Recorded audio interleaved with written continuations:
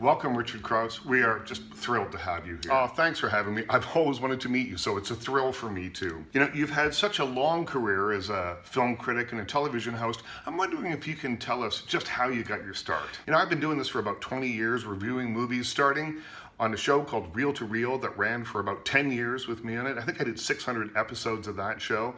I was on Canada AM, a national morning show, for 12 or 13 years. And in those 12 or 13 years, I only missed 2 shows, 2 Fridays.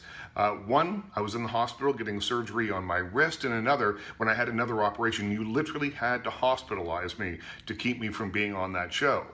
Now I have a new TV show called Pop Life. It airs on the CTV News channel at 8:30 on Saturday nights. You can see it again at 2:30 on Sunday afternoons if you missed it on Saturday night. And then soon, in a few weeks from right now, we're moving to the main CTV net. So keep your eye open because there's some cool guests coming up.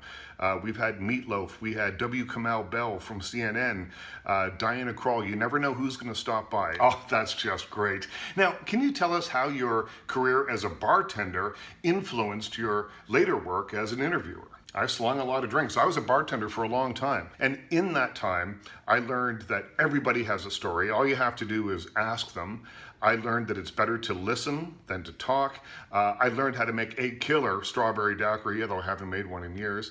But mostly it was just about how to be with people. Let's look back at all the people that you've interviewed. Can you choose 1 or 2 of them as the most interesting people you've ever spoken to? It's hard to pinpoint 1 or 2 that have been the most fascinating. You know, it's always kind of interesting when you meet someone like Robert Duvall, because for me, as I was sitting next to him, and when I did that interview, I was sitting literally kitty cornered. I was just, almost our legs were touching. I got so distracted because all I could hear is, I love the smell of napalm in the morning. I was sitting next to an actor who's performed in some of my favorite movies of all time, and I let it go. I couldn't concentrate on it. And that is the only time that that's ever happened in an interview for me. Yeah, we couldn't let you go today without finding out what socks you're wearing. Today, I'm wearing some special ones. These are my socks. These are branded socks from hitsu.com, and they're designed by an artist named Uber 5000. I love this guy's artwork. If you go to the west end of Toronto, you'll see it all over the place. And he draws big chickens,